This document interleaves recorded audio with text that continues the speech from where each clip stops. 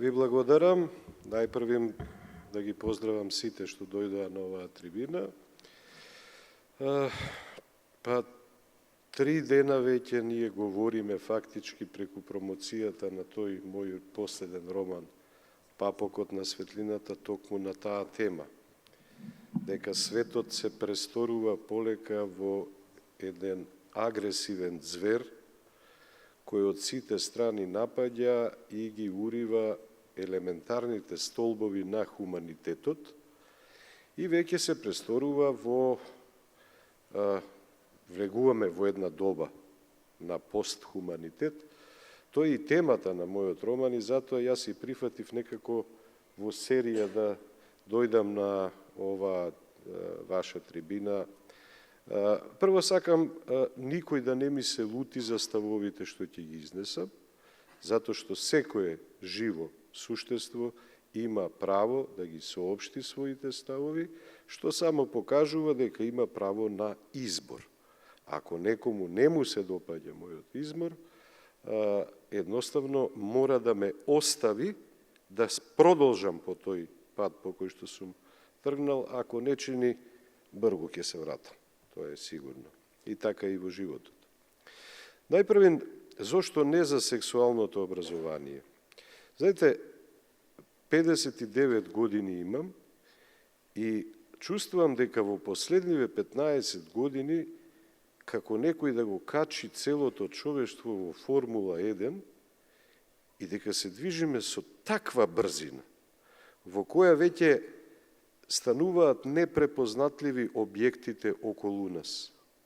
Значи, не знаете што поминува покрај вас. Толку брзо се движиме, затоа е виновна и технологијата, виновна под наводници. И јас користам, се разбира, и компјутери, и електронски средства. Но затоа е виновен еден општ, забрзан развој, кој што ни ја заматува сликата на целината. Така доаѓаме до ситуација да ние, фактички денес, сме во ситуација да ги браниме природните и нормалните нешта од неприродните напади, кои тврдат дека природното не е природно. Односно дека не е нормално. Се е превртено на глава.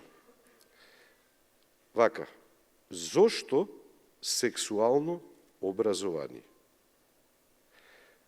Зарем не е по-нормално да се воведе предмет по љубовно образование? Зошто се почнува од она што обично е круна и доаѓа на крајот од љубовта? Сега говорам за нормално сексуално образование. Внимајте, ние сме учеле по биологија, репродуктивни органи и така натаму и така натаму. Сме читале вештината на љубовта и така натаму и така. Меѓутоа, јас и во книжевноста гледам што се пласира во современите бестселери, во таа што јас ја нарекувам фастфуд книжевност или Макдоналдс книжевност. Знаете што? Сексуалниот чин е на почетокот на врската. Врската почнува со сексуален чин. Јас, не затоа што сум воспитуван поинаку и во некое поранешно време, туку затоа што имам добро животно искуство зад себе. И затоа што сакам некои љубовни книги. Верувам дека треба да почне љубовта од допаѓање, а сексот и сексуалното образование, ако така воопшто може да се нарече, дури самата синтагма е комична, трагикомична. Сексуално образование. Дајте им сексуално воспитание, дајте им морално воспитание прво на луѓето, а потоа говорете за сексуално воспитание. Така што и во романите врската меѓу двајца почнува со секс. За мене е тоа, како да кажам, една брутална перцепција на човековото суштество, едно негово радикално осиромашување, една редукција негова на Дарвиново животно. Одземено му е она зрно божествено, да се надева, да верува, да обожува некого, да го обожува Бога во човековото суштество. Јас така ја поимам љубовта. Љубовта не е меѓу двајца. Љубовта е меѓу двајца, а посреде е Христос. Јас така сум воспитуван, така сум читал кај руските писатели и мене тоа ми се чини целосно нормално и прифатливо и јас така го живеам тој живот. Значи, прво не се согласувам да му се даде на сексот примат пред нешто што се вика харфа на човековата душа. Човековата душа не е гусла, па да почне со сексот.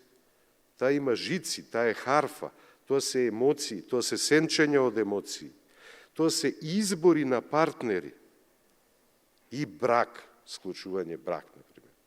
Тоа е врвниот космички чин е кого ќе изберете за партнер и со кого ќе имате пород. Сега, бидејќи светот за жал се движи во една насока на целосно, како да кажам, не само обезбожување, демитологизирање, една целосна безчувствителност, ние доаѓаме до ситуација веќе да се зборува за поинакво сексуално образование.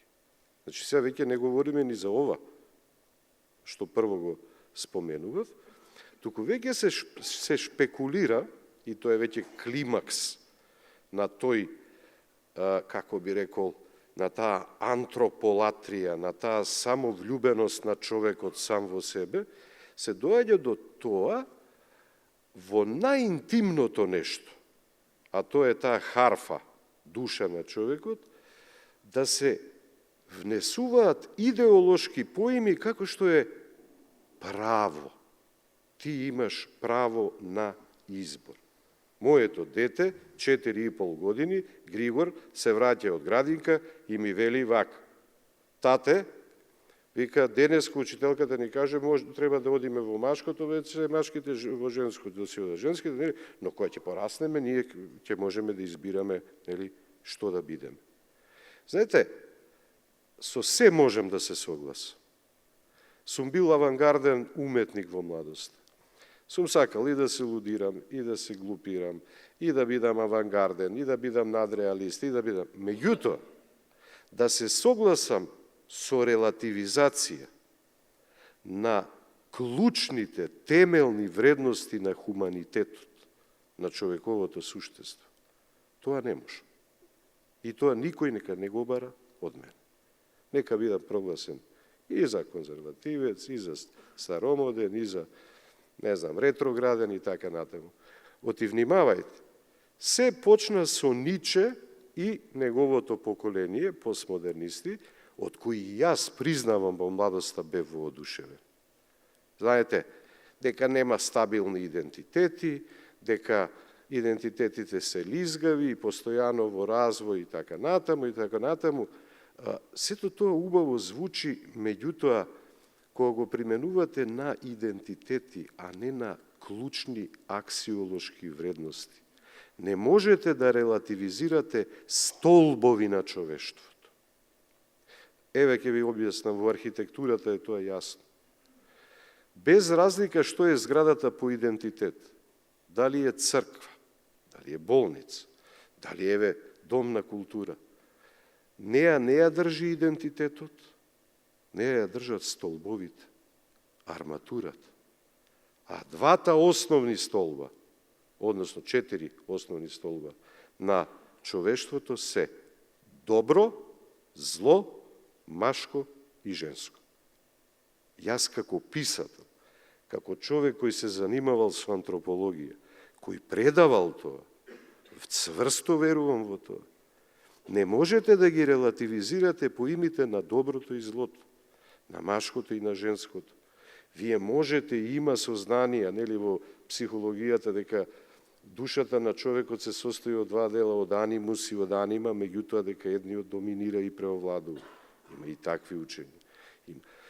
Имате најразлични, посебно во источните мистични филозофии, исто така теза дека ниеден идентитет не е чист. Но внимавајте, да го претворите белото во црно. Едно е да кажете дека во белото има нијанса на црно и во црното има нијанса на бело. Оно е знак на јин и јанг, така? Тоа, вие да ме убедувате сега дека црното може да стане бело и белото црно, без никакви последици за хуманитетот, јас во тоа не верувам. Јас во тоа не можам да верувам.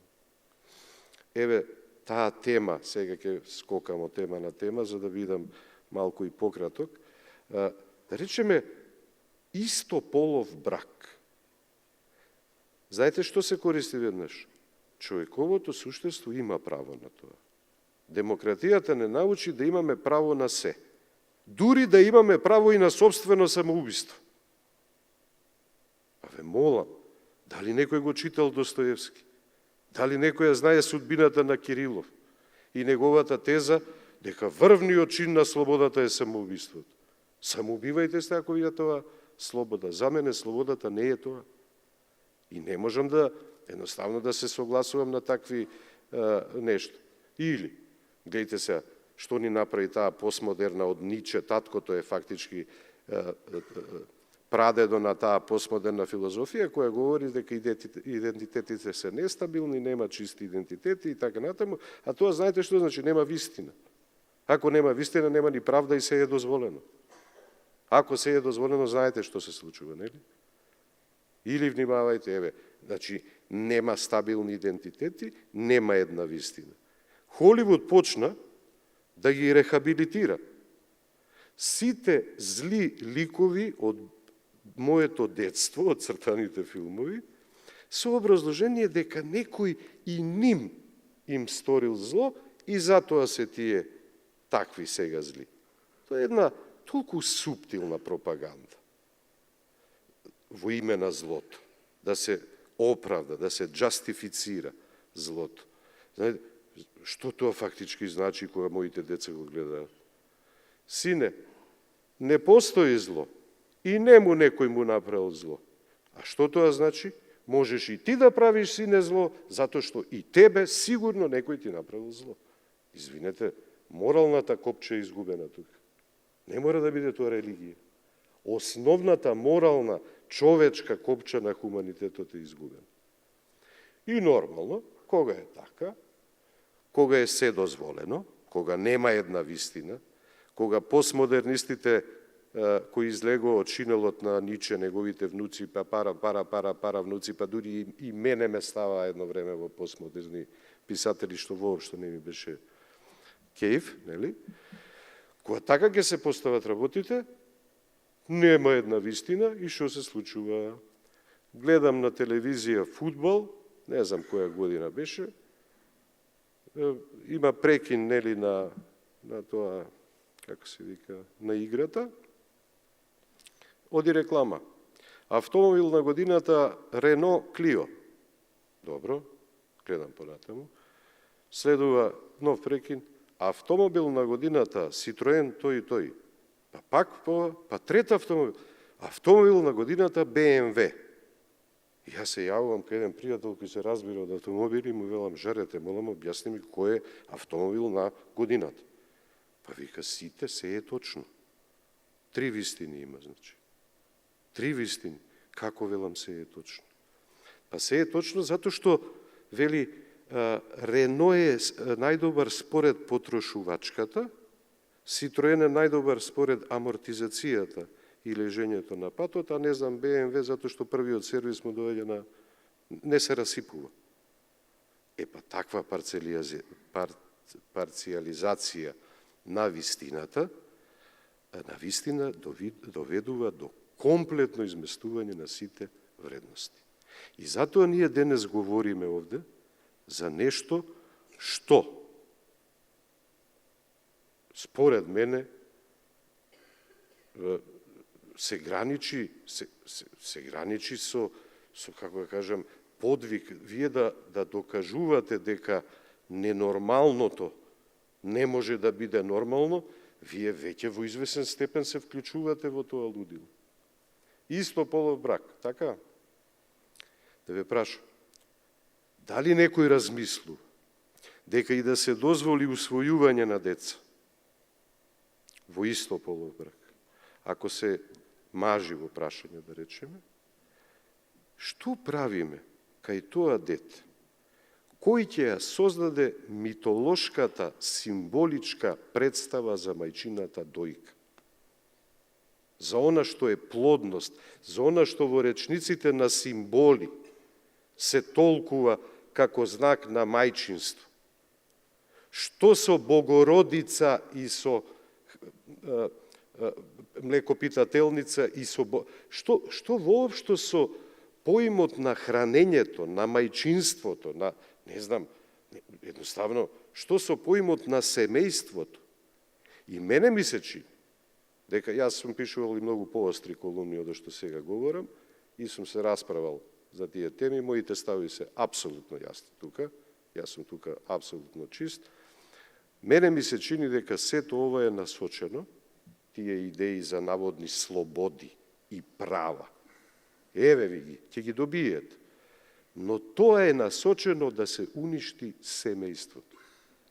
А кога ќе се уништи семејството, кога ќе опадне интересот за семејството, не само што ќе настане депопулација на планетата, туку ќе се изгубат елементарните чувства. Луѓето на вистина ќе станат машини како овој, како го викаат GP чет, кој што може да пишува, кој што не чувствува ништо, кој што...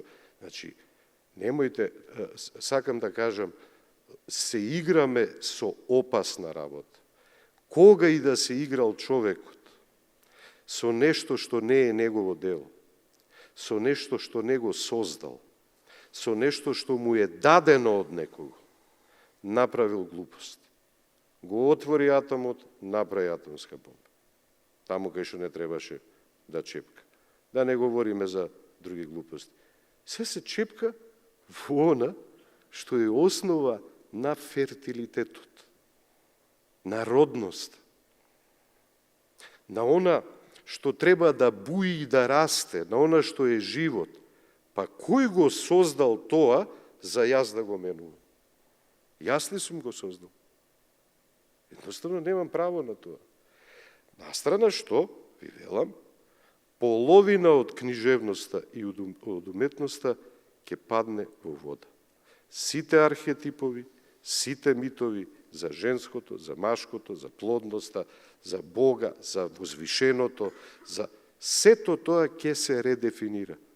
Па дури и Фројд ќе падне во вода, затоа што ќе му пропадне и Едипов комплекс, и цели дела напишани по матриците на Фројд, меѓу кои странецот на Ками, и така натаму, и така натаму. Ќе завршам тука. Знам дека бев мрачен. Знам дека бев мрачен. Мислам дека бев пија. Знам дека бев мрачен, но мојот роман се вика Папокот на светлината и завршува со оптимистички крај. Знаете што? Сите ја знаат брзината на светлината колку е, но никој не ја знае точната брзина на темнината. Ние ќе треба да ја измериме и да ја помножиме со 0 на дигитрон. Благодарам.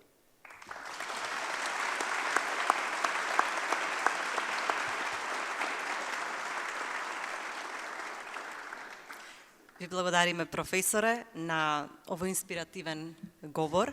Верувам дека го впија, како што спомнав претходно, нашите слушатели. Владико, вашите минути, повелете.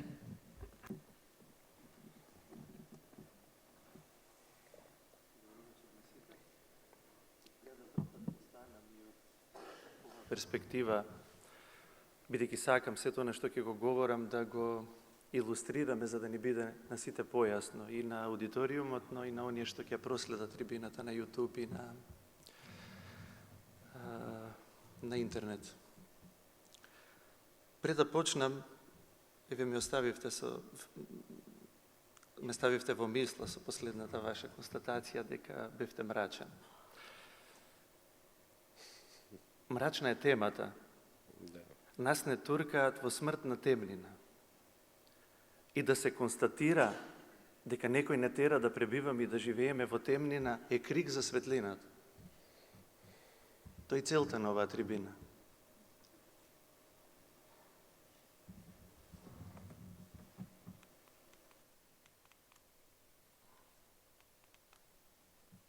Ки ми треба помош со ова. А добре. Вака, да го објасниме насловот. Етимологијата е исклучително важна и значајна и етимолошкото значење на зборовите, на поимите кои што ги користиме, живот значат. Овие луѓе сакаат да нападнат се, сакаат да извитоперат се и нема да биде уметноста на удар само. Туку и поимите, односно значењето, контекстот на зборовите кои што ги користиме. Причината зашто сексуалното образование, овие два збора ги ставивме под наводници, е заради тоа што не е заради тоа што со Тимото Делеуса, кога размислувавме за насловот, не е заради тоа што го негираме сексуалниот аспект на постоењето на човекот. Сите се согласуваме дека е исклучително важен и значаен и треба да му се обрне внимание, особено во адолесцентниот период, кога човек се освестува за него, но не на таков начин. Гледајќи го прирачникот на Хера, луѓе што го организираат и го пропагираат тоа, имаат име и презиме, и нивните организации имаат име. И на оваа трибина ќе ги обелодениме. Оти не се бориме со имагинарен непријател. Дори ние од црквата, кога станува збор за непријателот на човековото спасение, тој не е имагинарен, иако е невидлив. Заради тоа што во нивниот прирачник воопшто не станува збор за некаква сексуалност. Туку станува збор за идеолошка пропаганда, која што е фашизоидна, деструктивна. За образование нема ниту траг. Оти образованието треба да го обликува образот Божи во човекот. Треба да му го сочува образот, а не да го обезобрази. Тука нема ни траг од образование. Ние сме создадени да го стекнеме, да го сочуваме и да го врежеме образот Божи, кој што сме го изгубиле со падот. И нашиот народ многу добро знае што значи тоа да се има образ. И дека образот треба да се чува по секоја цена. Оти ако имаш се, а образот го изгубиш, ти не си човек. Тоа е дехуманизацијата за која што зборуваше професорот. А исто така народот наш знае што значи да се нема образ и што значи да се биде безобразен. Ова и вакво сексуално сеопфатно образование, како и да го нарекуваат, не е ништо туку безобразност, безобразлук и обезобразување на ликот Божи во човекот и на се што значи човек. Иако изгледа дека во понатамошното моje излагање јас ќе се оддалечам од темата во академски контекст, воопшто не е така, бидејќи сето тоа за што ќе зборуваме сега што е актуелно, бидејќи сме во тој меѓународен месец на жената, посветен на жената, ќе зборуваме и за феминизмот, но и за антифеминизмот. И нека не ви се чини дека бегаме од темата. Сето ова што ќе го говориме понатаму, произлегува и доаѓа од истата идеолошка матрица. Немојте да мислите дека ќе зборувам за овој транспарент и за содржината на овој транспарент, а уште помалку пак за личноста што го држи. Само ќе кажам дека таа личност е една од војниците на Хера, истата организација што го изготвува прирачникот, вработена таму. Содржината на транспарентот, ама апсолутно нема да ја коментирам, ниту сме шокирани, ниту прв пат црквата го слуша, тоа го гледа. Црквата е 2000 години во времето историјата, основана од Бог. И поминала низ многу што и евеа тука и ќе биде до крајот на вековите и вратите на адот. Нема да ја надвладеат, ниту да ја исплашат. А не пак некој транспарент, а за девојкава, жената или како и да се идентификува, сакам да кажам, предизвика лавина на реакции на вистина недолични. Едноставно, како епископ на црквата не можам да одобрам таква реторика. Зборувам лично за себе, не почувствував ниту гнев, ниту лутина. Оти едноставно црквата живе во исчекување на прогон. Оти оној кој што е незина глава вели, ако мене ме гоне и вас ке ве гонат, но ако моите зборови ги запази и вашите ке ги запазат.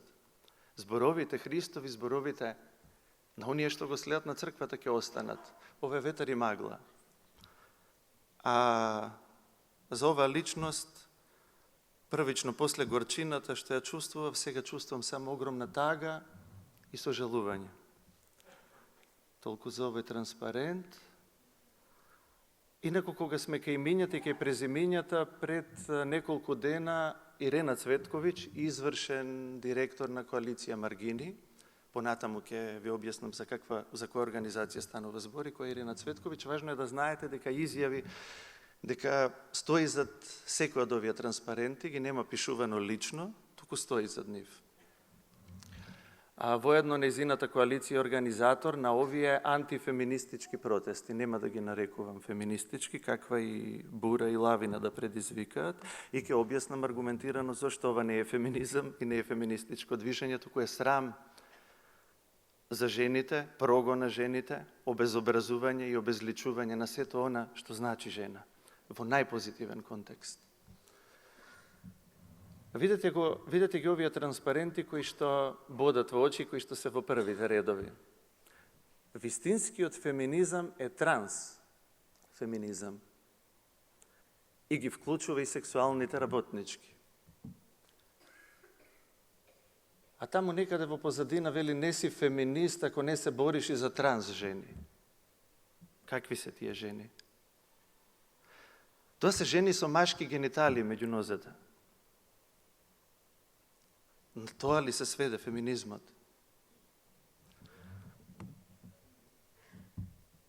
Затоа велам, ова е антифеминизам. Овој транспарент со голиве акти нема да го коментирам, заради тоа што говорникот, кој што ќе дојде после мене од Коалиција за заштита на децата, ќе го анализира.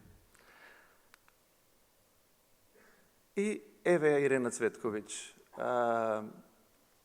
тропа во празна тава, со слоганот не сакаме тава, сакаме права, веројатно алудирајќи на она, како што тие го нарекуваат стереотип, жената како домаќинка, како мајка, како сопруга, но може би символично целата нивна идеологија дека е едноставно тропање во празно тенџере. Така ние ја доживуваме, без никакви аргументи, факти и докази. Како и да е, тука ќе ве оставам да ги анализирате овие фотографии, додека сакам да позборуваме малку за родовата еднаквост. Флоскула, фраза, поими кои што влегува во нашиот речник од никаде. Еднакво знаеме што значи. Ама род? Родот е лингвистичка категорија. И граматичка. Ние за род, за да детерминираме што значи маж, што значи жена, користевме пол. Феминистичките организации и тогашно и денес го користат поимот за да објаснат некаква рамноправност или еднаквост, полова рамноправност. Родова еднаквост е најголемото зло и најголемата опасност за жената. И кога ќе слушнам жени кај нас, и во интелектуалните, и во политичките кругови, каде што ги канат за пропагирање на таа така наречена родова еднаквост, која што се пропагира зад параванот на борба против семејно насилство и заштита на жената. Дали мислите, сите вие, жени, сестри, мајки, кога ги користите овие поими, дали знаете што значи тоа? Тоа не значи изедначување и социјална, економска, политичка рамноправност со мажите, она за што се борел феминизмот од секогаш, и што е симпатично и што е убаво. Па макар и да имал некогаш некаков антагонизам во политички или културолошки контекст со црквата во некој момент. Не подразбира рамноправност, туку подразбира буквално угнетување, обезличување на жената и насилство врз жената. Овие фотографии ви го кажуваат тоа. Земјите каде што е имплементирана родовата еднаквост. Поимот род или родовост, родова идеологија, родов идентитет, подразбира дека секој оној кој што се чувствува поинаку од својот биолошки пол, може да се идентификува како спротивниот род. Тоа значи род. Родовата еднаквост значи да се даде легитимитет на насилството на жените од биолошки мажи. И го гледаме тоа во спортот. Видете, овој рагбист, русокос, тој е биолошки маж, полн со тестостерон, поминал само низ неколку месечна хормонална терапија. Шампион е во рагби во сад. Се се ова шампиони мажи.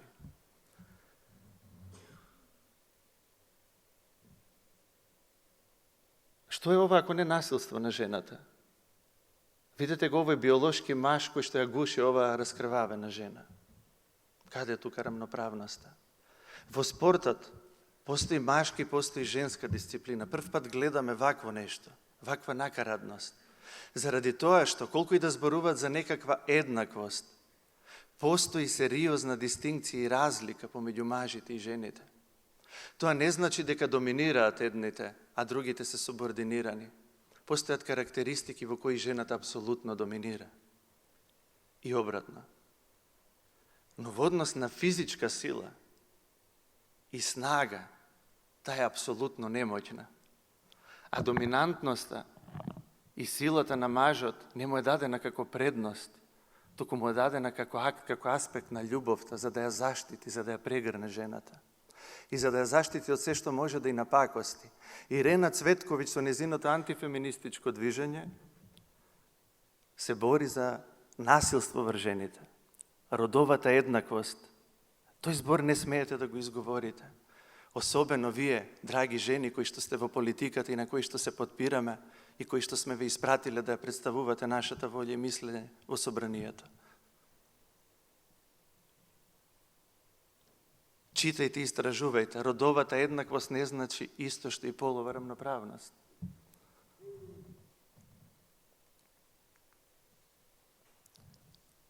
Колку сакате, овој шампион таму, Лија му е сега името, во машка категорија последен пат кога се надпреварувал бил на 375-то место, така нешто.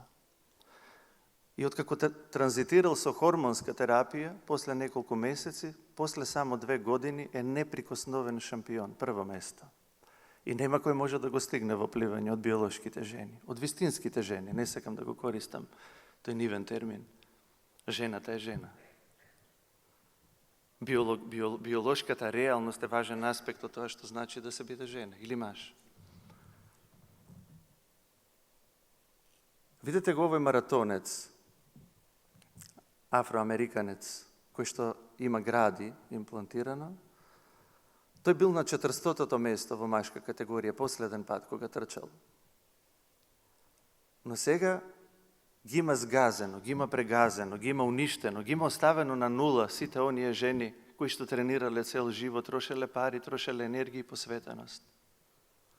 Знаете, кога гледате маратон во трчање, обично првите, и во машка и во женска дисциплина, првите два тројца, нивното пристигнување на целта се разликува во стотинки. Тука се секунди, ако не и минути во прашање. Каква црна еднаквост ни пропагираат?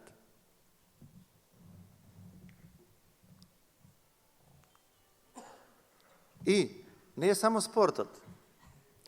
Сето она што значи жена, нежност, убавина, елегантност, деликатност, нешто што е инспирација во уметноста, во книжевноста и нешто што за сигурност ќе биде уништено доколку продолжиме да зборуваме за родовата идеологија и да го трасираме патот за нејзина имплементација. Овој Буцко, меѓу сите овие убави жени, не знам како дошол таму. Знаете, заради тоа што критериумите за да се номинирате воопшто за избор на мис и во модната индустрија, жените минуваат низ пекол на изгладнување, на вежбање, критериумите, перформансите кои што се бараат. Тие се неверојатни. за неколку грами биваат дисквалификувани. Тој нема друг начин, друго објаснување како се номинирал и застанал меѓу нив, ако не во име на родовата еднаквост. Само заради тоа што е транс жена и се идентификува како жена.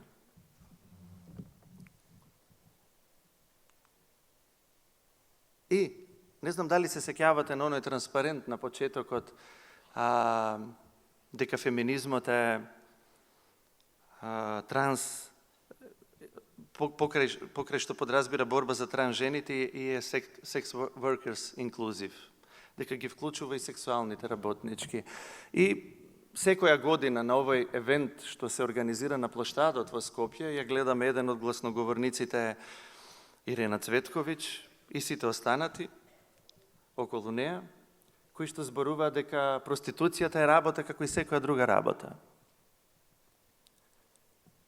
И таа се нарекува феминист. Ова е содржина на антифеминистичкото движење денес.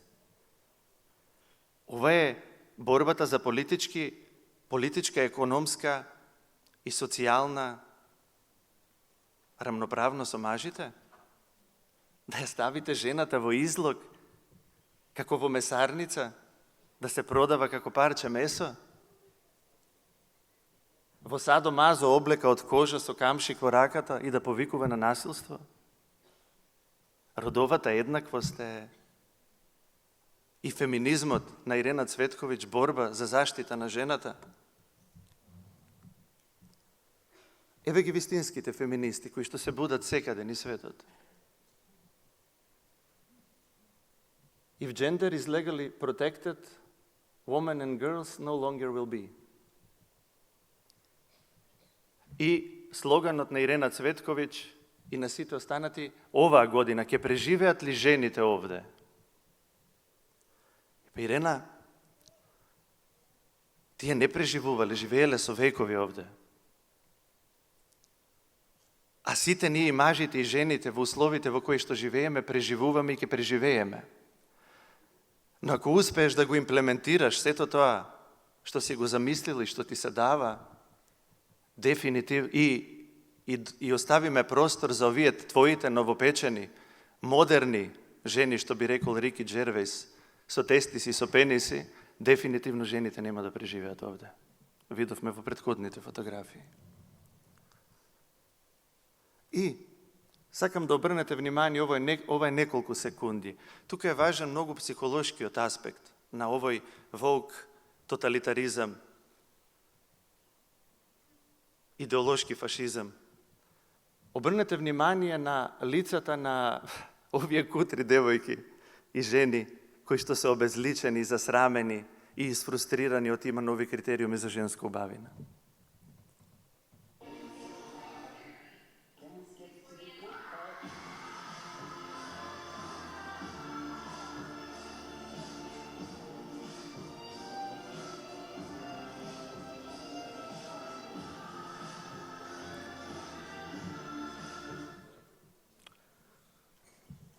Знаете, не е доволно да бидете толерантни. Тие не се задоволуваат со тоа.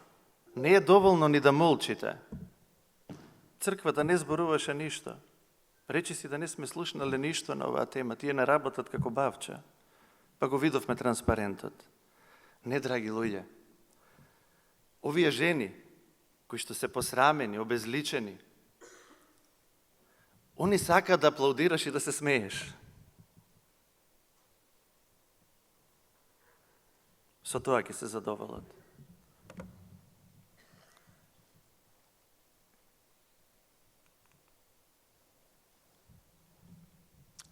И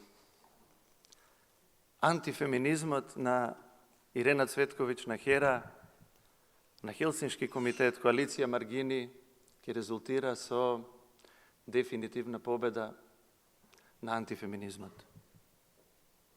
Ова се шампиони, новопечени жени, во убавина, во што уште не.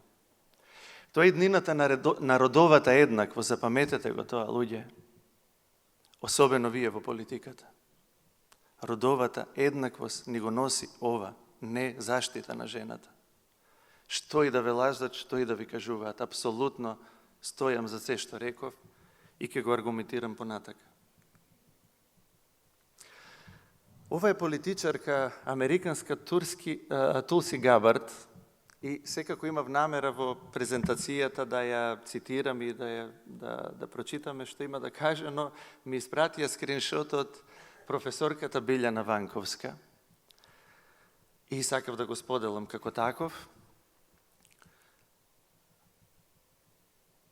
Што ме радува исклучително што има остатоци од она што значи вистински феминизам и што значи борба за женските права и дека некоја гледа вистината. Она што мене ми недостасува, вели професорката, и зашто жалам изгубената социјална класна димензија, женските права како дел на општата човечка социјална еманципација, од експлоатација, од алиенација, од милитаризација. Оваа денешна битка за жената е ограничена со идентитетски и безбедности дилеми. Паднавме на ниво да докажуваме дека постоиме и дека имаме право да бидеме биолошки жени, а тоа да не се гледа како назадна и примитивна работа. Ако сакаме навистина да го празнуваме Меѓународниот ден на жената, вели господја Габард, најважната работа е да препознаеме дека жените постојат и биолошки се различни од мажите. Ние како жени не сме имагинарен конструкт во нечија глава. Ако не зборуваме за ова очигледна вистина, жените ќе бидат избришани како цела категорија на луѓе. Жени, освестете се што значи родова еднаквост. Тоа е непријател на жената. Полова рамноправност, апсолутно. Од ниједен аспект, во никој поглед, мажот не е детерминиран да биде супериорен, а жената да биде субординирана.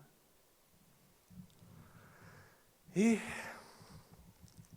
еве ја ова брилјантна колумна на Ирена Цветковиќ. Нормално, ироничен сум, нема ништо брилјантно. Глупост до глупост.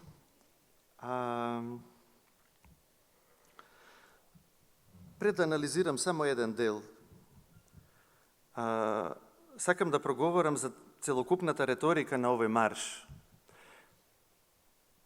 Апсолутно тој е антифеминистички, антифеминисти маршираат таму, видовме, освен, сакам да се оградам, освен некои кутри изманипулирани жени, како она која што е жртва на руинираниот медицински систем и на лекарска грешка, жените земјоделки, за кои што ете државата веројатно не се грижи како што треба, но тие се злоупотребени од ова идеологија. Ништо не видовме од транспарентите напред за нивните права. И градење на бездна помеѓу машкиот и женскиот пол. За таа реторика сакам да зборувам. Жените жртви на лекарски грешки, кога жените ќе имаат право на ова, па чеки, жените не живеат на Марс во оваа држава. Истиот здравствен систем и за мажите и за жените. Знаете, тоа е параван за да се протурка сето ова, за да овие новопечени жени и 1 милион родови дојдат на сцена. Што има црквата со феминизмот? И многу и ништо, вели Ирена Цветковиќ. Не знаеме што мисли со тоа. Но, еве, ќе се осврнам на тоа, вели на крајот од својата колумна, дека тоа е тренд во светот со вакви транспаренти да се излегува против црквата како моќна и богата институција. Ирена, коалиција Маргини и сите активисти на оваа погубна идеологија. Професорот Солунче ви рече дека сте препишувачи, ништо автентично нема во вас. Ова го потврдува тоа. Дај бе, луѓе, бидете автентични. Протестираат на вистина во држави и во општества каде на вистина некои религиозни организации, групи, цркви представуваат моќна и богата институција, која што никогаш нема доживеано никаков потрес и прогон. Но да го зборувате тоа за црквата на овие простори, затоа и предизвикавте лавина и бурена реакција, бидејќи народот знае што е црквата тука. Црквата живее во прогон од првите векови на овие простори. Од црквата излегла азбуката, буквите со кои што пишувате и јазикот на кој што говорите. Најголемите архитектонски и уметнички достигнувања во оваа држава се изнедрени токму од црквата и имаат непроценливо значење во очите на целиот свет. Црквата со овој народ живеела, ниту била моќна, ниту колонизирала, ниту ограбувала цели 5 века во робство и крварела со својот народ. И се ослободила со својот народ, и тој народот кој што останал во темнина, неписмен, ги организирала првите келини училишта. Не сте читале за преродбенскиот период, заради тоа што овие што ве плаќат и што ве фундират, не ви даваат да читате тие книги. Читате од нивните книги, затоа не сте автентични. Затоа сте препишувачи, фалсификатори. Првата граматика ја напишал епископот Партени Зогревски. И ден денес црквата не е моќна и влијателна институција, имам аргументи за тоа. На црквата пред само неколку децении беа десеткувани имотите и беше осиромашена и уште не и се вратени во потполност. Црквата да беше влијателна, немаше да ја организираме ова трибина и да зборуваме за тоа. Црквата да беше центар на моќ и да беше влијателна како што се вашите центри на моќ. Ке имавме веронаука во училиштата, а не сеопфатно сексуално образование, кое што наликува на порнографски сајт. И на крајот црквата да беше влијателна, ке имаше влијание во собраниските процедури и во носење на законите како што имате вие, но нема. И за ова имаме аргументи. И сметам дека ова е многу важно за да не завршам како професорот со грижа на совест дека сум бил мрачен, да внесеме малку светлина после сите овие гадости, глупости, извитоперености и да позборуваме малку за вистински феминизам. Ова е поимот за жена во нашата свест. Царица и господарка, на која што се и служи и се слава и принесува дури ангелите. Таа е мајка и на неја не треба ништо, бидејќи во рацете го држи Бог. И незината слава и сила е токму во тоа. И во менталитетот и во свеста на овие луѓе што сакате да ги контаминирате, ќе остане врежен овој лик за тоа што значи жена. И пред овој лик сите стоиме со свештен трепет. И не можеме да заборавиме и да не знаеме што значи тоа жена, па вие да ни кажувате.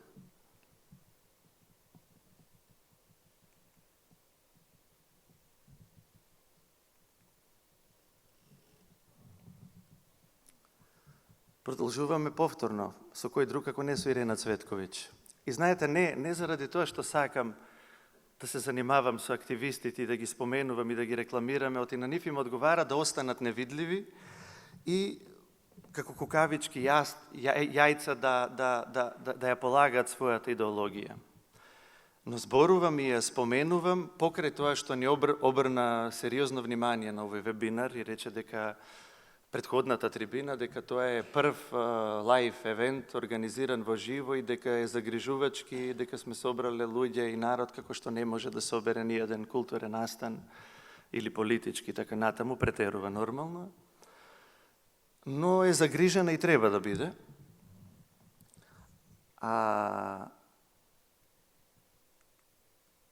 Втората причина зашто ја споменувам цело време и ќе се занимаваме со неја заради тоа што таа не е обичен активист веќе. Таа и незината организација се многу битни и многу важни во структурите и во институциите на државата. Ќе видите. Тоа е тажно.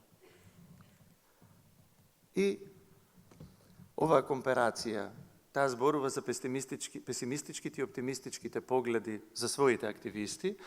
Ке ви обрнам внимание само на ова. Вели, поддржани од мнозинството, мисли на нас, оти нели тие и ние ги гледате личните заменки, инаку тие се експерти за лични заменки. И supported by institutions. Ние сме поддржани од институциите, вели. Викам, што зборува? И за неколку дена ми стана јасно.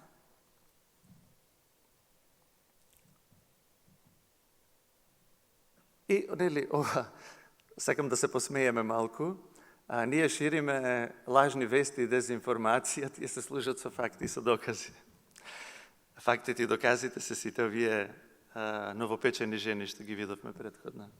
Кој човек би посакал да им напише лирска песна? Да.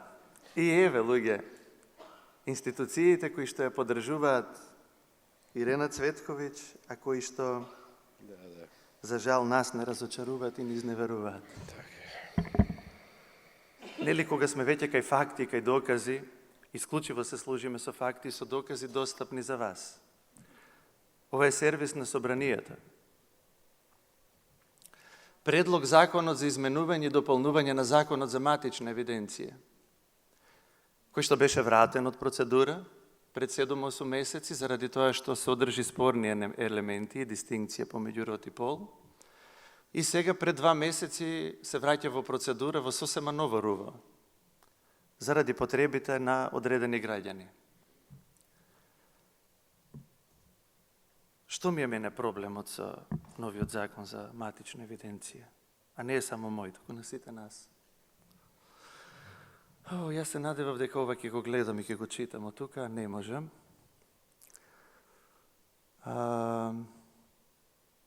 Се надевам вие можете да прочитате. Еве ова што е клучно. Секој има право да ги смени родовите информации во тие документи, ако во нив се вклучени родови информации. Во таа насока со предложените измени се уродува постапката и условите за право признавање на род. Согласно меѓународните стандарди се вградуваат и дефиниции за родов идентитет, пол и правно признавање на род. Тоа значи дека ни доаѓаат овие новопечениве модерни жени. Тоа го предвидува овој закон. И, клучната работа. Ги гледате референциите доли и линковите. Тука открив на што мислела Ирена Цветковиќ, дека е поддржана од институциите. Кликам на линковите и замислете кај ме носат. Ни повеќе, ни помалку на веб-сајтот на Коалиција Маргини, чишто извршен директор Ирена Цветковиќ. Ирена Цветковиќ има законодавна функција, иако велот советувачка. Креираат закони. Нивниот правен советник, Наташа, како е презимето, Бошкова, од толку правници, млади, стари, успешни во нашата држава, тие побараа помош од Коалиција Маргини. Кои се тие, не знам. Го знам името на Ирена Цветковиќ. Важно, законите се подготвуваат и еве го овој фамозен закон, предлог закон за родова еднаквост. Дали имаме микрофон со кој што можем да се движам? Одлично.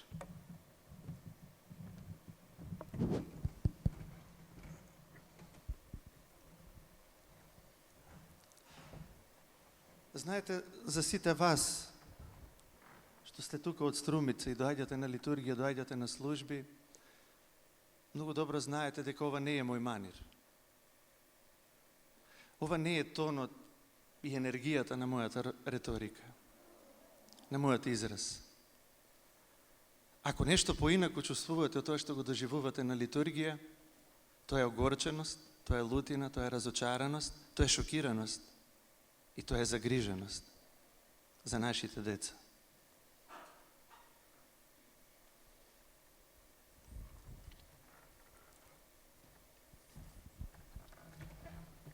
Овој закон ќе придонесе да се надминат пречките и недостатоците за ефикасно обезбедување на еднаквост и елиминирање на стереотипите преку зајакнување на положбата и статусот на жената. И ние треба да го проголтаме, ќе ја штитиме жената и така натаму. И ако зборуваш против законот за родова еднаквост, што веројатно ќе ми се случи, Јас пропагирам насилство на жената, јас сум против тоа жените да се заштитат и така натаму. Тоа е реториката на овие организации. Веројатно и на некои политичари. Со овој закон се уредуваат мерките за остварување на родова еднаквост. Родова еднаквост видовме што значи, ќе видим и во самиот закон. Не е инсинуација, се тоа што го зборувам. Стои и е достапно за сите вас да го видите и има линк на крајот. Тие закони имаат статус на предлог закони, затоа не треба да се грижиме дека ќе бидеме прогонувани и казнети. Имате линк каде што можете да го кажете вашето мислење, вашата критика, слободно направете го тоа. Јас одбра вака, на трибина да го кажам своето мислење. Примена на законот. Видете ги дефинициите. Пол, род, родов идентитет. Пол ги подразбира само биолошките и психолошките карактеристики врз основа на кои луѓето се дефинираат како жени или мажи. Род. Ова е родова еднаквост, не е полова еднаквост. Слушајте внимателно. Драги пратеници и пратенички, знам дека ви има, особено вие пратенички, ова е директна закана за вас и за секоја една жена. Род ги подразбира општествените својства и можности што се поврзуваат со тоа да се биде женско или да се биде машко. И со односите меѓу жените и мажите, и момчињата и девојчињата, како и односите меѓу самите жени и односите меѓу самите мажи. Прилично конфузно. Трики, што би рекла Ирена Цветковиќ. Оти таа се чудеше со каква тоа јас реторика и кој е тој трик и метод со кој што привлекувам толку луѓе. Родов идентитет. Тоа е вистината, Ирена Цветковиќ. Родов идентитет се однесува на внатрешното индивидуално доживување на сопствениот род, што секое лице длабоко го чувствува за себе, што може, но и не мора да содействува на полот што му е определен при раѓање. Како некој да не определува род при раѓање. Како тоа да не е даденост. Филозофите во филозофијата знаат колку исклучително да се запазат даденостите. И родови идеолози во најновите концепти знаете што изјавуваат, велат дека најголемото злосторство што се случува врз човечкиот род го прават медицинските работници, гинеколозите и медицинските сестри. Во оној миг кога ќе се роди детето и кажуваат ти си девојче или си машко и го оковуваат за цел живот во прангите на полот.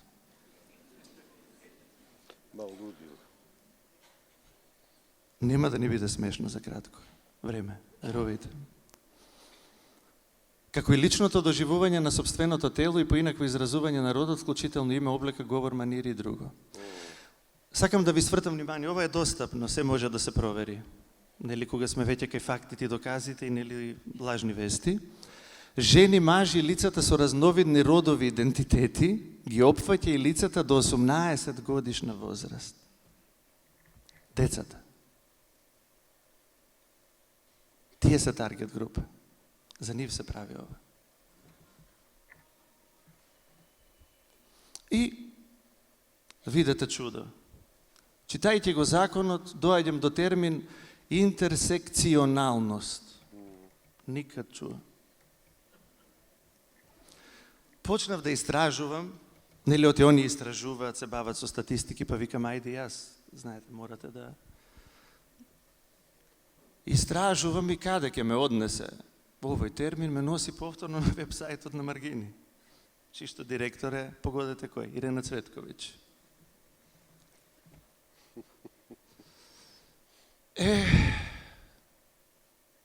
За сите оние кои што велат дека ние сме конзервативно општество, тоа е далеко од нас и така натаму, кој ќе го прифати тоа и така натаму, кој ќе не натера да го прифатиме.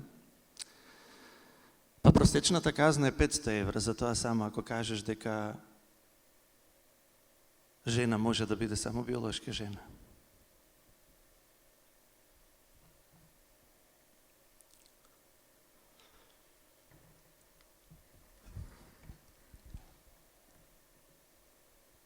Да се вратиме на темата, за да не излезе дека ништо не сум кажал за сексуалното образование. Сексуалното образование е само параван. И прозорот преку кој што очекував, лично јас очекував, да влезе ова идеологија во нашето општество, меѓу нашиот народ, и додека ги чекав да влезат низ прозор, тие влегоа на широка врата. преку предлог закони во собрание. Зошто е во пораз и ова несреќно сексуално образование, најсилниот аргумент нивен на Хера е тоа дека сака да ги едуцираат младите за репродуктивното здравје, да ги заштитат од сексуално преносливи болести и од адолесцентска бременост и породување и така натаму. Нема врска, па има докази и така натаму, еве ги доказите и ова се релевантни извори, направени се во Соединетите Американски држави, Галуп, така да, кој сака, нека повели, во континуитет од 2012 до 2022. Знаев дека и се значајна категорија фактите и доказите на Ирена. Зошто е во порас ЛГБТ животниот стил меѓу најмладата популација во САД и дали ССО има значително влијание врз промоција и порас на ЛГБТ животниот стил? Ова е трендот од како е воведено сексуалното образование во САД се до 2022.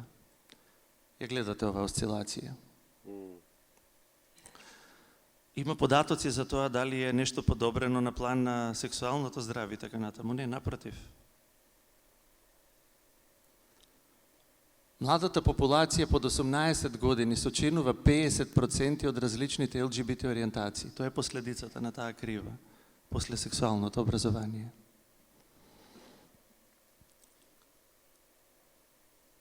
И видете ги. Значи, само да објаснам. Генерацијата Z е генерацијата родена од 97 до 2004, Millennials од 81 до 90-тите, Generation X е од 65 до 80-тите. Што мислите? Што е причината зашто процентот на родовите идеолози расте меѓу најмладата популација? Не инсинуирам ништо, одговорете си сами. Ова се истражувања и ова се официјални статистики. Нека проба да ги оспорат. Статистиките потврдуваат дека најмладите се жртва на родовата идеологија. Еве ви повторно видите каде е порастот. Генерацијата Z. И во контекст на сето она што го каже професорот кога говореше за љубовта, повторно љубовта ја ставивме под знак наводници, оти љубовта е возможна единствено во заедница. Човекот е создаден за љубов и за заедница. И љубов која што не гради заедница не може да се нарече љубов. Ова е колку од ЛГБТ популацијата стапуваат во брак, колкав процент? Еве колку се мажат. Ова е црвенава линија. Колку имаат некаква врска и така натаму, но се гледат само за секс. И сингл, никогаш не се мажат и не се женат. Love is love. Адолесцентни породувања низ годините во селектирани земји. Статистиката и датабазата е на УНИЦЕФ. Повторно имате достап, запаметете, значи онлайн можете да проверите сами глобално за секоја една земја. Ние одбравме неколку земји кои што мислевме дека е значајно за да се направи некоја објективна компарација. Тоа е Грција, Македонија, Руската Федерација, Обединетото кралство и Соединетите Американски држави. Обединетото кралство е со портокалова линија, ова се адолесцентните породувања, најсилниот аргумент зашто ни воведуваат сексуално образование. Руската Федерација, која што не сака ни да чуе за сексуално образование, но од друга страна УНИЦЕФ има слобода да прави истражувања таму и да прави статистики.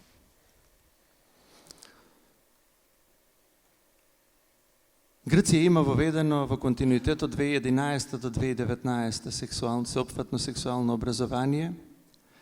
Ние за среќа немаме, но имаме помалку адолесцентни породувања низ годините. И да не заборавиме, тие се повикуваат на податоци што ги прават кај нас, не земајќи ги во предвид културолошките, социолошките аспекти. Ние многу добро знаеме дека имаме популација која што е бројна кај нас, каде што е традиција да се женат и да се мажат на 13 и на 14 години. До полнолетство имат еден куп деца. Апсолутно, само констатирам, не судам никого, секој може да си живе како сака и тоа е многу добро. Но ние сме подобри од Грција.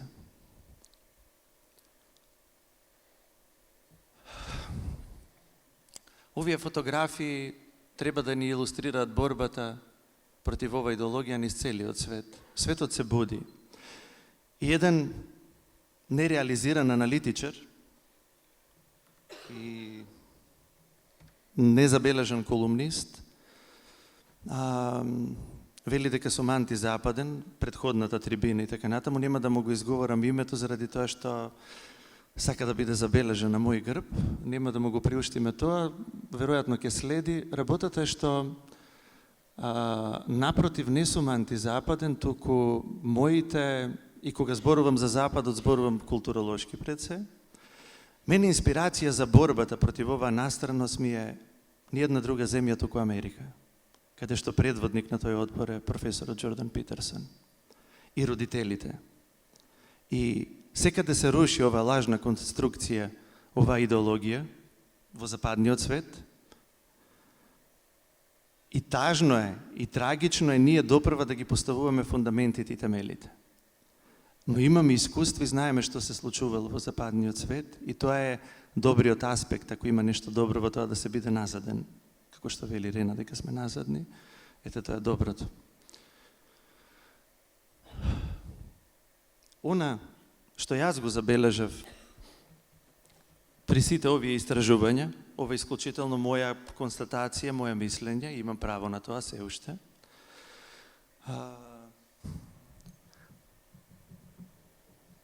Може пуштани се? Добро. Трендот да се создаде една либерализирачка атмосфера за педофилијата. Како се случува прогресот на джендеризмот и така натаму, се создава клима и атмосфера за толерантност кон педофилијата. И прво што забележа во дебатите кои што се водат, дури со опозицијата, едноставно терминот педофил не се користи. Као знаеш, не можеш да кажеш Волдеморт, па знаеш кој, нели? The P-word го користат изразот. И викам, ајде да видам какво е мислењето на СЗО за педофилијата, оти сите знаеме дека тоа е патолошка состојба. Најновата дефиниција од последниот извештај на СЗО од минатата година вели педофилијата не смее да се смета за патологија се до момент на дејство. И тука застанува. Што значи тоа дејство? Дали тоа значи кога некој седи во парк и демне деца и се насладува сексуално? Ги допира и ги гали? Или кога го прави она најстрашното? Каде е границата?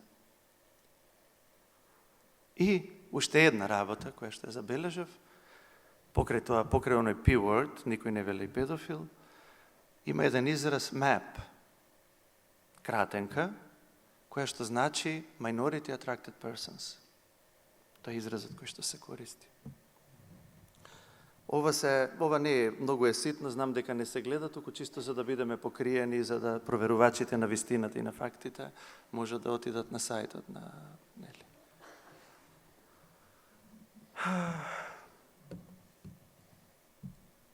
Со некои од луѓето од Елеуса и од коалицијата зборувавме за тоа што да кажеме, што да напишат за крај. Велам, Господи, што да кажеме? И каков црн крај, камо да беше крај на ова, туку едноставно влегуваме во борба на која што исходот знаеме каков ќе е. Не смееме да попуштиме, не смееме да отстапиме.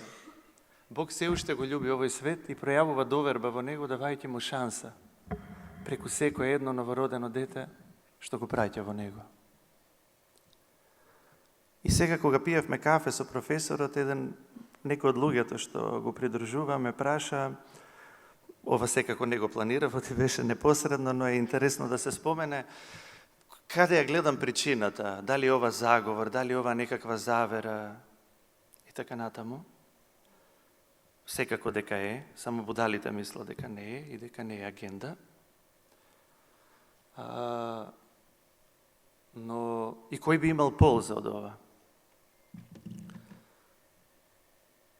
Оној кој што не може да го поднесе човекот, еве и образот беше клучен збор што го користевме, кој што го мрази човекот и кој што се противи на секој што е анти по својата природа, покрај овие што се антифеминисти и вакво, самиот збор сатанаил или сатана, буквално значи противник, оној кој што се противи. Не се противи било кому, туку на Бог. Тој не го мрази човекот заради тоа што е осуетен од него. Човекот е далеку понемоќен од ѓаволот. Дури во својата паднатост е далеку помоќен во однос на некаква сила и надмоќ над него. Силата на човекот е во заедницата со Бог. Но главната причина зашто ѓаволот го мрази човекот е заради тоа што е создаден по образ Божи. И е икона Божја. И секогаш кога ќе го погледне човекот, го гледа оној кого што го мрази најмногу. И ако Бог пројавува доверба во овој свет преку секој едно новороденче што го праќа во овој свет, тогаш никој друг, туку ѓаволот се намерачил да го искасапи тој лик и тој образ Божи, она што се прави со сите овие касапења и бодење на децата со разноразни хормони и обезличување, да се уништи образот Божи. А тие го нарекуваат терапија. А во исто време не сакаат да признаат дека трансджедеризмот, родовата дисфорија е пореметување.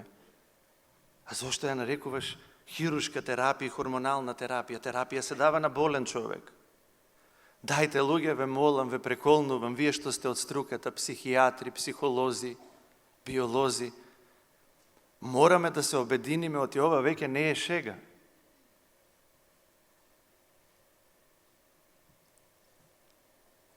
Ви благодарам за вниманието.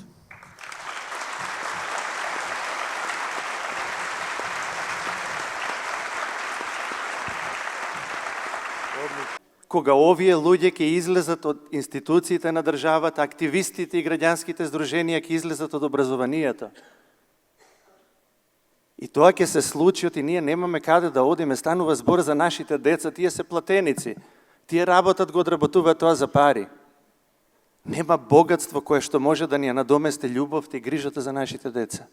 Затоа ќе победиме и затоа нека си ја прочитаат пораката од транспарентот на Ена Бендевска.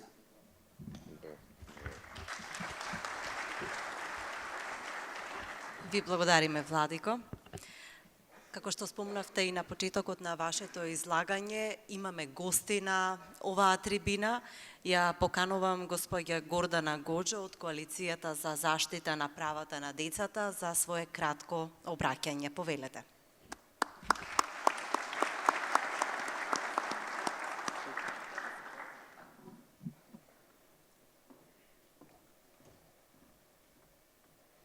Вечер и од мене.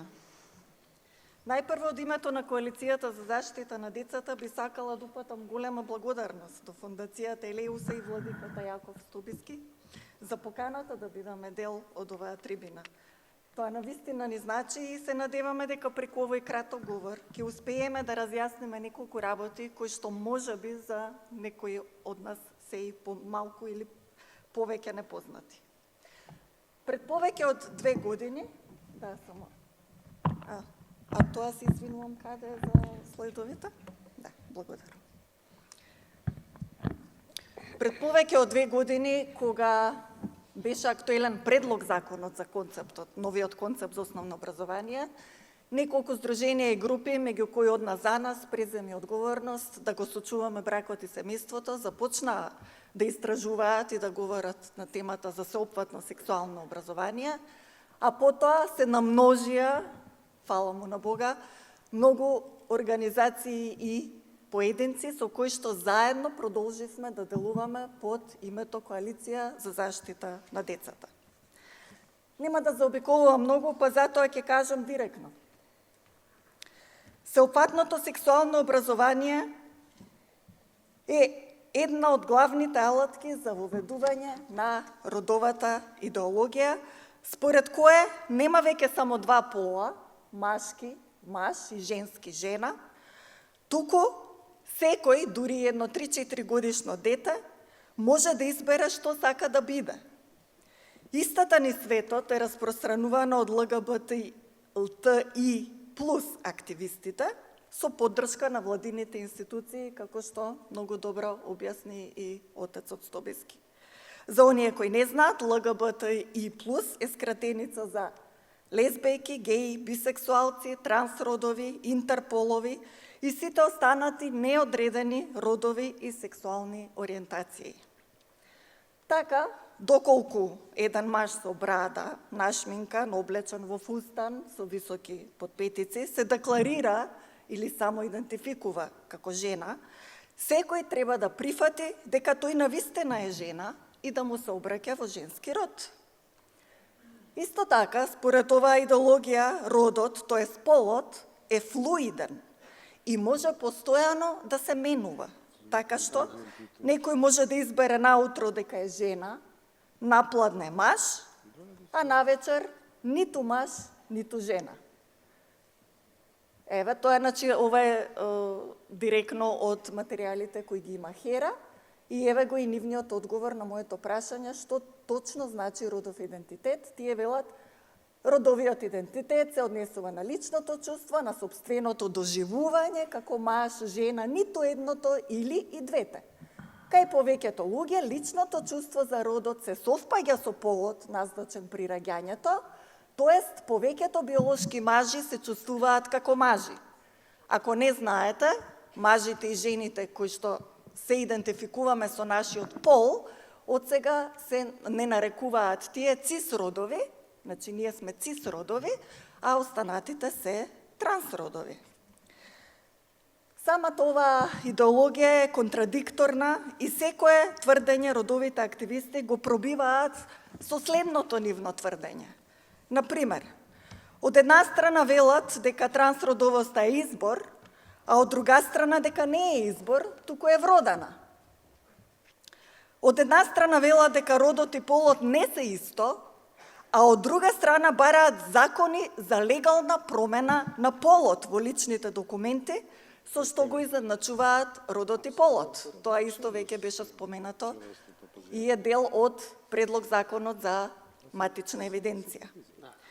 Од една страна велат дека родот е флуиден и може постојано да се менува, а од друга страна бараат малолетните деца да може да прават пластични операции за промена на изгледот на гениталиите и од одсекување на градите, кои имаат трајни последици. Со сеопатното сексуално образование, оваа идеологија се воведува преку компонентата род, односно преку родово сензитивните содржини, а тие содржини активистите сакаат да ги воведат уште од најрана возраст, односно индоктринацијата да започне со децата од градинка. Треба да се почне од предучилишна возраст. Тоа е директно на сајтот на Хера. Активистите кои се залагаат за воведување на сеопатното сексуално образование во училиштата наведуваат неколку аргументи за потребата од истото. Отстранување на стереотипи и родова еднаквост, намалување на бројот на абортуси и сексуално преносливи болести и намалување на булингот и насилството меѓу учениците. Овие аргументи наведом навистина се благородни и секој треба да се залага за истите, но во суштина она што се промовира преку ССО е сосема контрадикторен лек за наведените проблеми. Отстранување на стереотипите од општеството и родова еднаквост, иако овие организации не знаат да дефинираат што е тоа жена и женски пол, тие сепак тврдат дека се залагаат за женските права. Така, за нив стереотипа и сваќањето дека само мажите имаат пенис, замислете, па затоа на неодамнешниот 8-мартовски марш во Скопје можевме да видиме транспаренти на кои пишуваше дека не си феминист ако не ги вклучуваш трансжените, т.е. мажите што се идентификуваат како жени и имаа нацртано жена со пенис. Токму затоа се залагаат за родова еднаквост, а не за полова рамноправност. Според нив, шминката, женските фустани и високите подпетици не се повеќе само за жени. Намалување на бројот на абортуси и бројот на заболени од сексуално преносливи болести, во сеопфатното сексуално образование се зборува дека во првиот сексуален однос децата можат да се впуштат кога ќе се чувствуваат подготвени. Според кажаното од овие организации, ако дете од 9 или 10 години се чувствува подготвено или го убедат дека е подготвено, може да стапи во сексуален однос и тоа воопшто не е никаков проблем. Во материјалите што досега ги имаме разгледано се зборува за анален, орален, групен, хомосексуален секс и дека оние што се сексуално активни треба да користат презерватив и да се тестираат за сексуално преносливи болести, а речиси и да нема ништо околу препораката да се абстинира од сексуални активности. Тука се запрашуваме, зошто би имало потреба некој да се тестира за болести, ако се наоѓа во сериозна моногамна врска? Очигледно станува збор за пропагирање на промискуитет. За љубовта во сексуалните односи што се опишани во овие материјали пак и да не зборуваме, зашто едноставно како да ја нема. Од прирачникот на наставници за наставници од 2014 година во издание на Хера, организацијата што е главниот носител на проектот воведување на ССО во училиштата, од вкупно 200 страници, само 2 се површно посветени на љубовта. Љубовта не зависи од пол, род, возраст, клучни работи, нели? Тука го имаме и пол и род, бидејќи тие не се исти. Последниот аргумент околу булингот и насилството е најмалку поврзан со сексуалното образование, а повеќе е поврзан со етиката и моралот. Статистички, голем процент од оние кои вршат булинг во училиште имаат психички и бихевористички нарушувања кои треба да се третираат од страна на психолог или психијатар, а не на час по сеопфатно сексуално образование. Втора цел на сеопфатното сексуално образование покрај индоктринацијата со родовата идеологија е што преку него се врши и експлицитна сексуализација на децата. Коалицијата постојано нагласува, доколку сакаме да видиме докаде оди ова сеопфатно сексуално и родово сензитивно образование, треба само да погледнеме што се случува во попрогресивните земји, какви што се Америка, Канада, Австралија, Англија и земјите од Западна Европа, каде што истото е воведено пред повеќе од 10 години. Програмите за ССО за основа ги имаат експериментите врз деца што ги вршеле озлогласени сексолози, како што е Алфред Кинси, кој го спомнува еве тука и Сашко Тасевски, кој дошол до заклучок дека, замислете, 4 годишни деца можат да доживеат дури 26 оргазми во еден ден. Имавме многу убав вебинар на темата со доктор Миријам Гросман, го има на страницата на коалицијата за децата.org, навистина треба да се погледне да видите кој бил Алфред Кинси. Како дошол Алфред Кинси до овој заклучок е страшно и да се изговори, но затоа Хера, кои го спроведуваат сеопфатното сексуално образование во училиштата, на нив не им пречи да го промовираат во својот прирачник за ССО како еминентен доктор. Затоа и Светската здравствена организација во своите прирачници, а на кои Хера се повикува, ќе речат дека дете од 0, тоа е бебе, па се до 4 годишна возраст, веќе треба да има познавање, замислете, од мастурбација и родов идентитет. Ова е директно од веб страницата на СЗО, на неколку јазици ги има преведено материјалите, најблизок од регионот беше ова на хрватски. Значи, можете во информации да видите дека децата од 0 до 4 треба да учат мастурбација, треба да научат дека е убаво, да уживаат во телесната блискост. Еве го ова за родовиот идентитет и така натаму. Кои се последиците од воведување на родовата идеологија и сексуализирање на децата преку ССО? Денеска во Америка, например, голем број млади не знаат што е маж, а што е жена. Бегање од биолошката реалност е нездраво однесување и се одразува врз психофизичкиот развој на децата. Така во Австралија има деца кои се идентификуваат како диви мачки, лисици и други животни. Имавме случај кој што каде се идентификува возрастни луѓе како бебиња, например. Или пак во затвори имате случка каде што трансродова жена, односно биолошки маж, затруднил неколку жени во затворот, нели, бидејќи тоа е во женските келии. А пак низ училишните библиотеки ширум Америка, на децата им се нудат експлицитни порнографски книги, во кои се опишува хомосексуален, групен, анален, орален секс, како и крајната цел кон што води сето ова сексуално едуцирање на децата од најмала возраст. Педофилски сексуални врски. Имајте предвид дека и во овие прогресивни земји сета индоктринација започна со невини пароли за спас од абортуси и насилство, а стигна дотаму што без знаење на родителите, на децата преку дигитализираните учебници и материјали, им се сугерира дека секаков промискуитет и операции за да го променат својот полов изглед се нормални и пожелни. Но родителите во Америка веќе се разбудија и постојано протестираат, поради што во изминатите неколку месеци во повеќе сојузни држави се донесоа закони со кои се забранува и кривично казнува доколку некој им проповеда за овие нешта на малолетници.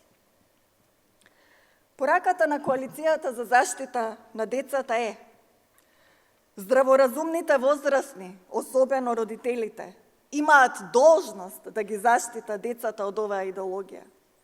Да не чекаме да видиме дали децата ќе бидат повредени и да се увериме, туку да се поучиме од примерот на државите кои веќе го поминале тоа и да реагираме.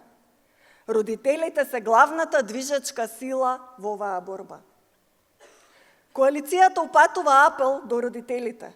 Родители, ангажирајте се во советите на родители, во училишните одбори, кај нас е топката.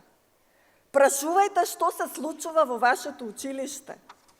Дали може би училиштето веќе го усвоило, точно го цитирам, упатството за постапка за пријавување и заштита на ученик жртва на насилство, злоупотреба и занемарување, издадено од Министерството за образование и наука на 6 јули 2020 година.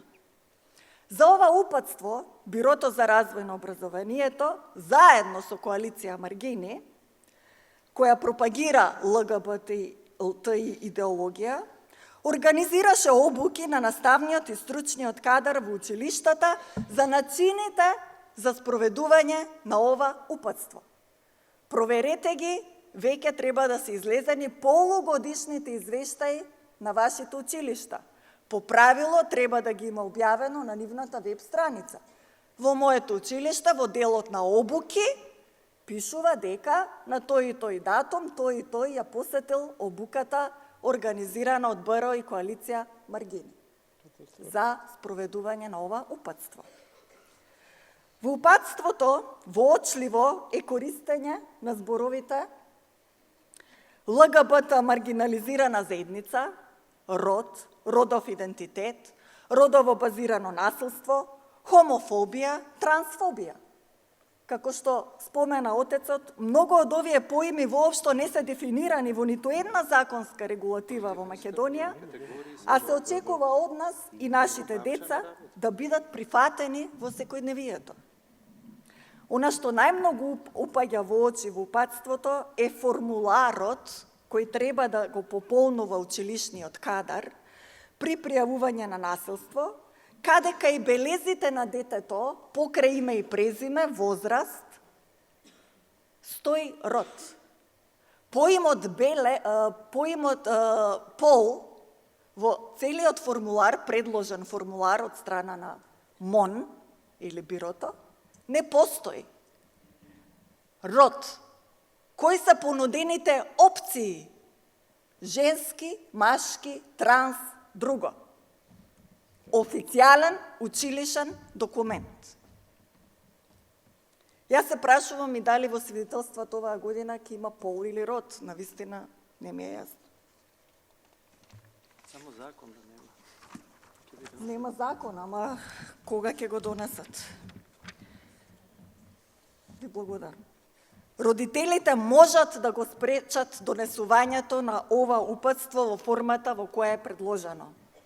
Советот на родители треба да го разгледа, директорот е должен да го даде на разгледување, училишниот одбор е тој што кој го донесува. Во училишен одбор имате тројца родители, ви треба четвртиот, дали ќе биде наставник или од општина, неважно. 4:3. Значи, не постои законска регулатива, не можеме да го донесеме упатството во оваа форма.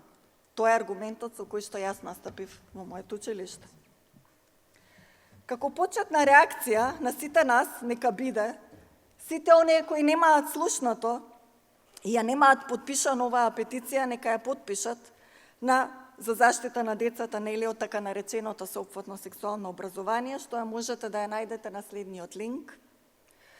Коалицијата за заштита на децата можете да ја контактирате или да ја следите на следните платформи.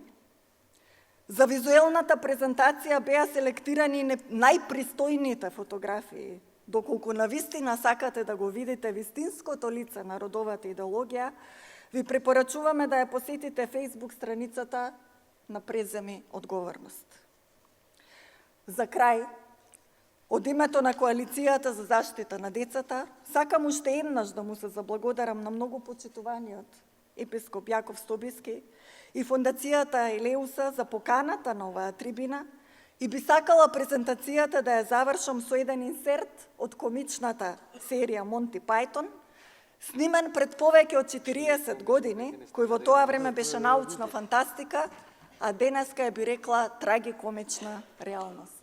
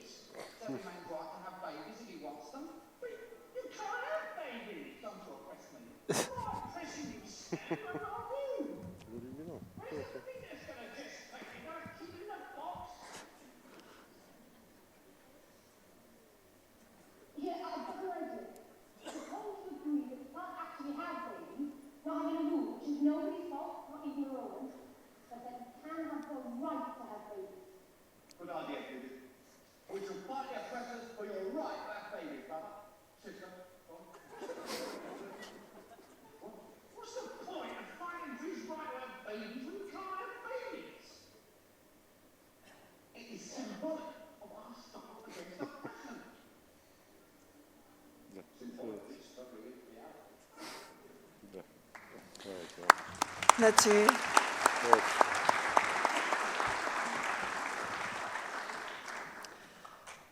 сексуалното сеопфатно образование преку неговата родова компонента е длабоко навлезено во образованието. Проверете ги учебниците по општество и историја, најмногу. Значи, сите оделенија зборуваме, не се фаќате за нивното сексуално образование во 9-то оделение, пилот проект. Тоа е сосема друго.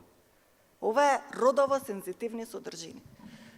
Децата треба да знаат што е тоа родов идентитет, уште од мали нозе, рековме во иднина, уште од градинка. Преку упатството за, што е супер да имаме некакво упатство за постапка за пријавување на насилство, апсолутно, тоа е благородна идеја, Меѓутоа, под целофанот, нели, се крие нешто друго. Се крие сето ова што веќе се зборуваше и што треба да навлезе во законската регулатива. Сега немаат право тоа да го прават, бидејќи не постојат закони, меѓутоа и покрај тоа се многу агресивни, некој им ги отвори вратите, институциите, и, како што каже и отецот, влегоа на широка врата. Отворете очи, родители, и борете се за децата. Ви благодарам.